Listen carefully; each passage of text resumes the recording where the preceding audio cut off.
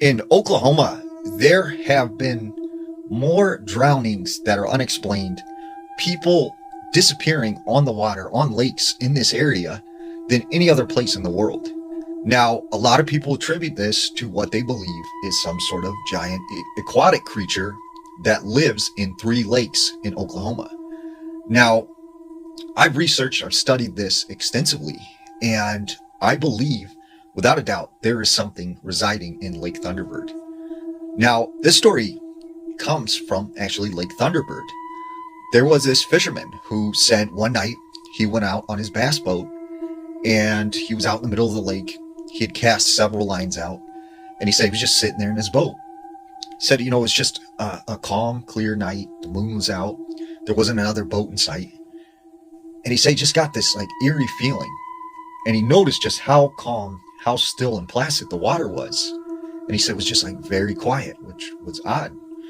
And he said all of a sudden, off in the distance, he hears a loud splashing sound.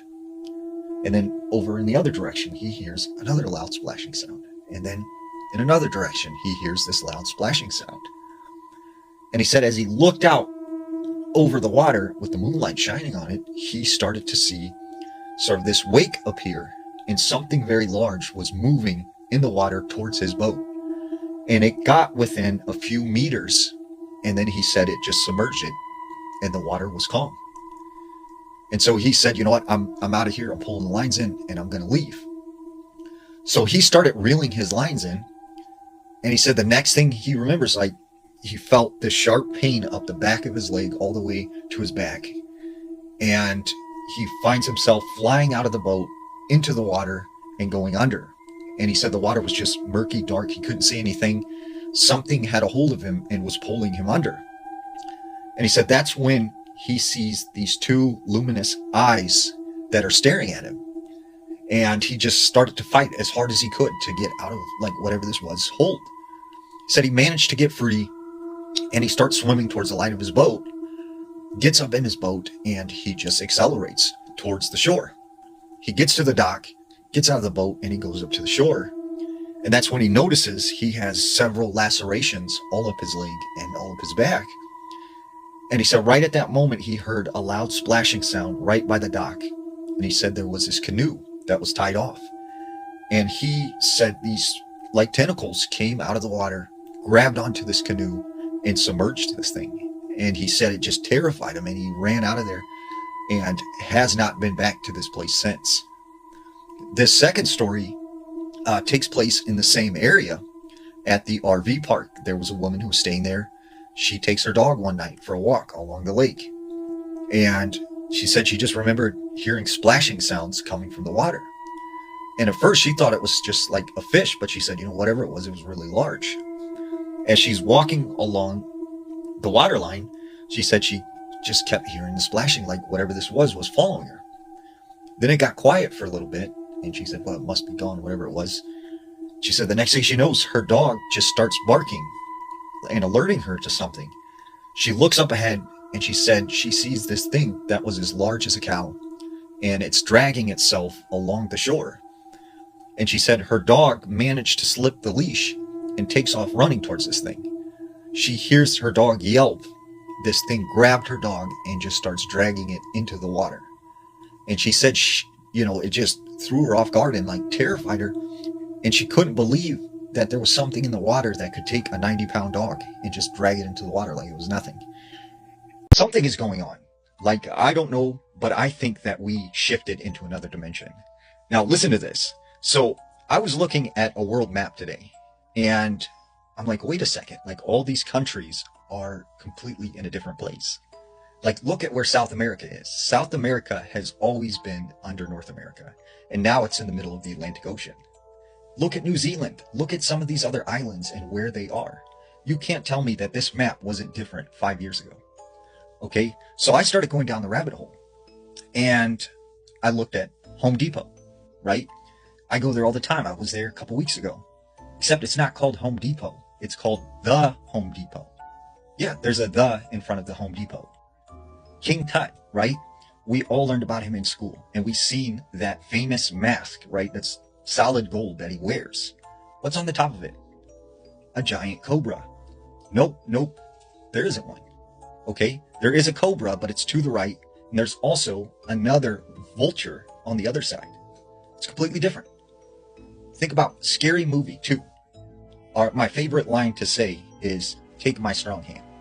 Except he never says that. Now he says, "Take my hand." If you don't believe me, look it up for yourself. Like, something is going on.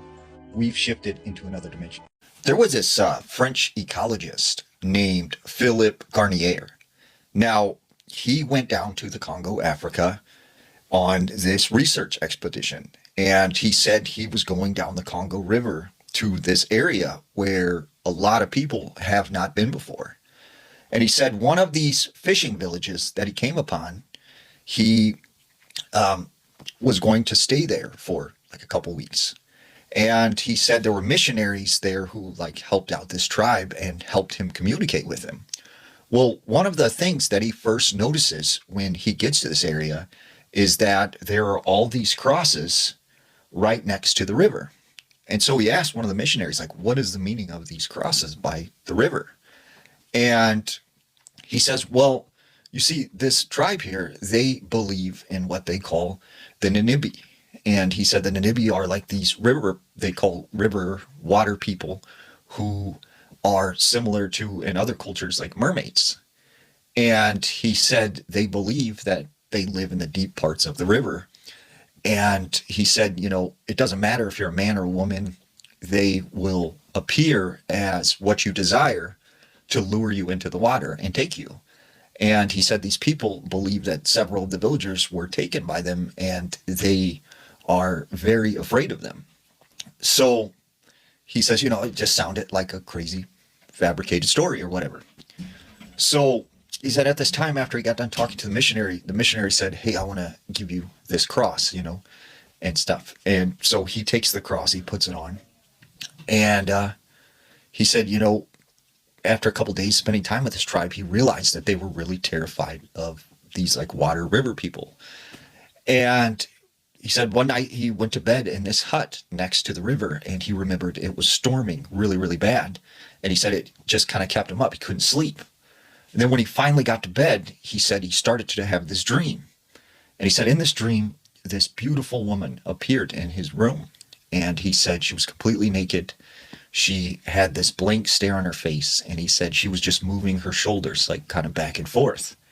And he said she walked over to the side of where he was sleeping and she started to rub his face. And then he said after that, they became intimate.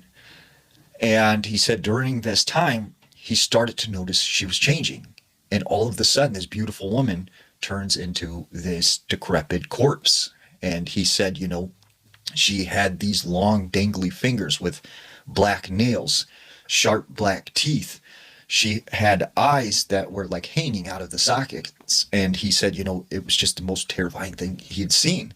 And he said, like when you thought of a mermaid, you thought that it had like this single tail. But he said this woman had both legs, but they looked very aquatic like. And he said the next thing he remembers is one of the villagers is yelling at him.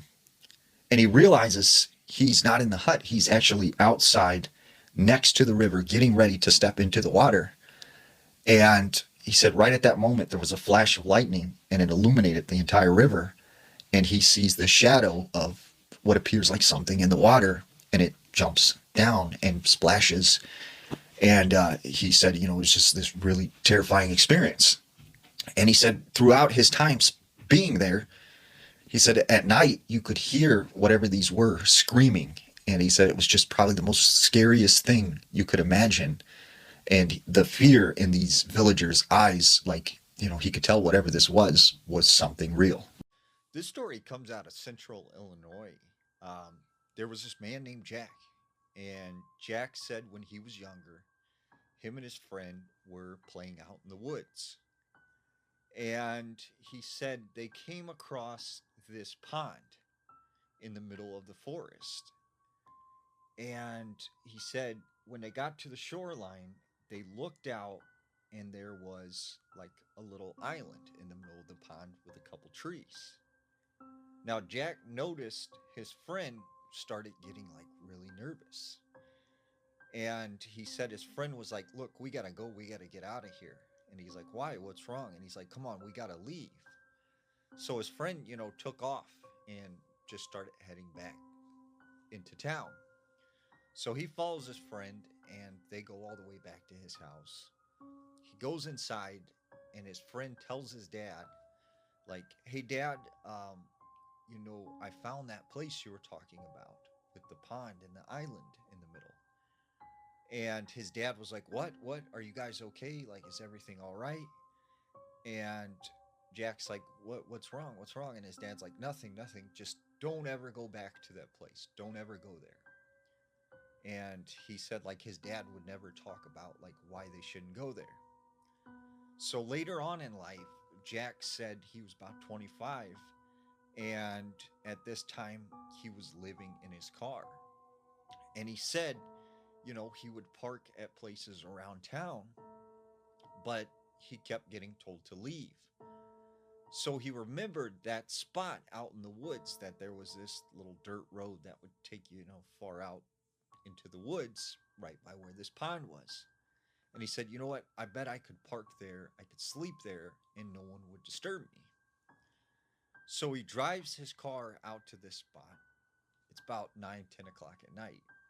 He said he rolled down his window and he started smoking a cigarette. Well, he said all of a sudden, like a breeze of wind started to pick up, and he caught wind of this very bad smell. And he said it just smelled like, kind of like rotten eggs. And he said when the breeze would stop, the smell would stop. But as the breeze picked up, it would come back again. And he said after a while, he started hearing what he thought at the time were sounds of coyotes. And he said he just kept hearing like this howling sound. Well, he didn't think much of it, and he starts getting tired. So he gets in the back of his car and he puts a pillow down, puts a blanket over him, and he falls asleep.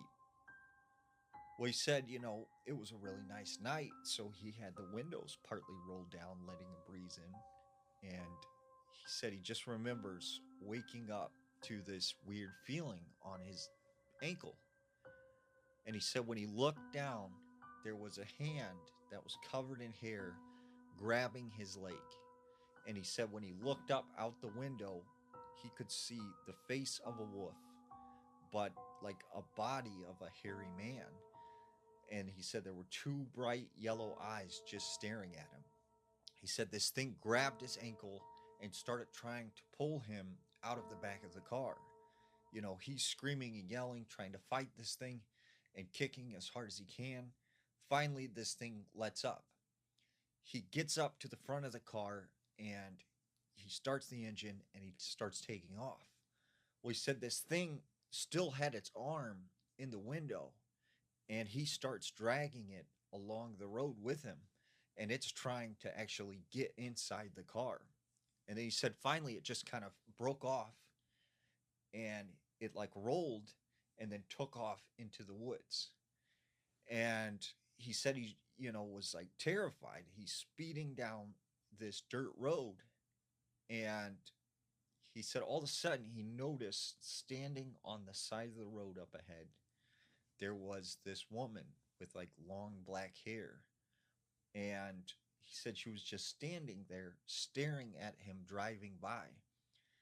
And he said she was covered in some kind of white paint with these black markings all over her. And he said he just like something about her just felt very, very off.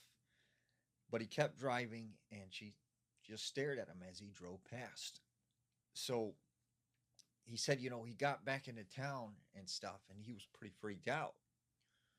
He calls up his old friend that he had the experience with when he was younger, and he says, hey, you know that spot with the pond and the island out there?